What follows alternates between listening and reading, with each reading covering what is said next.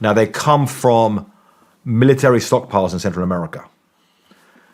The American government gave the El Salvadoran government a lot of grenades back in the 80s, fighting the wars then against some guerrillas, left-wing guerrillas, communist guerrillas in El Salvador.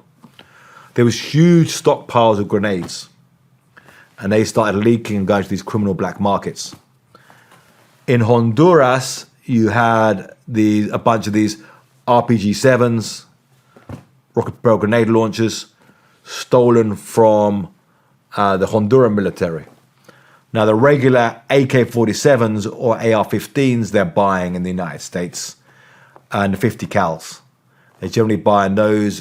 The biggest method is through straw buyers, through paying people with clean records to buy the guns. And they'll pay things like $50 for pistols to straw buyers, $100 for AK-47s or AR-15s, and $500 for the 50 cals. And that's a lot of the rates they'll pay here for buying them here, and that's where the biggest amount of those guns are coming down. Probation, yeah. Because the crime of that was lying on the form.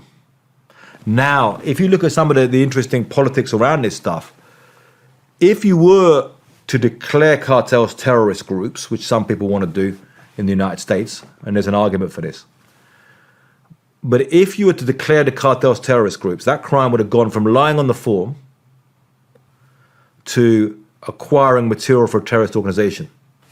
Yeah. That could have gone from probation to 25 years.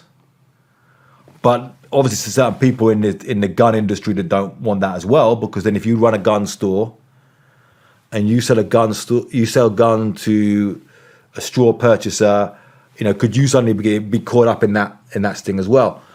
The other thing about declaring cartels as terrorist groups, and there's certainly an argument for this, for these tactics they're using to declare them as terrorist organizations, was if the people are applying for asylum in the United States and saying, I'm fleeing this cartel, they threaten me, and then they're declared by the US government as a terrorist organization, that would increase their case in going to court in the United States.